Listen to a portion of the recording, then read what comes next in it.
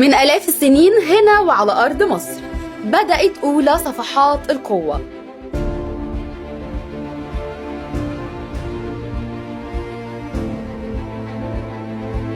المصري القديم ما اكتفاش انه يبني حضارة، لا هو كمان علم العالم كله يعني ايه بطولة.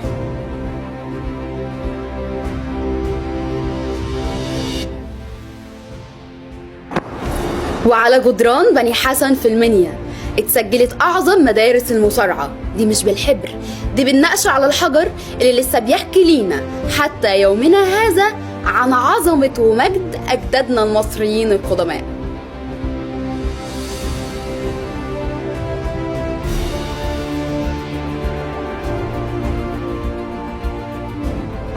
ومن هناك من الماضي البعيد، من بني حسن مصر القديمة لحاضرنا القريب وللواقع اللي احنا عايشينه، لقرية من قرى محافظة المنوفية، قرية مليك اللي خرجت لينا أكتر من 40 بطل رفعوا اسم مصر فوق، ورفعوا معاهم اسم قريتهم واسم محافظة المنوفية علشان يحققوا إنجازات وبطولات تليق بينا كأبناء مصر.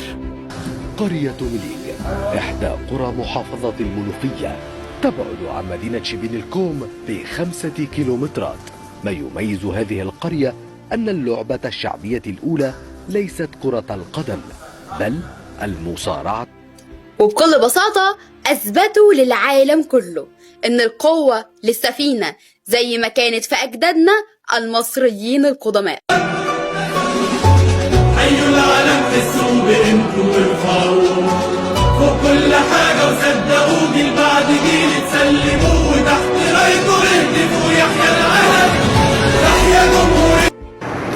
أبطال كتبوا التاريخ وأبطال بيصنعوا المستقبل، وأحب أقولك إن اللي جاي أقوى وأعظم.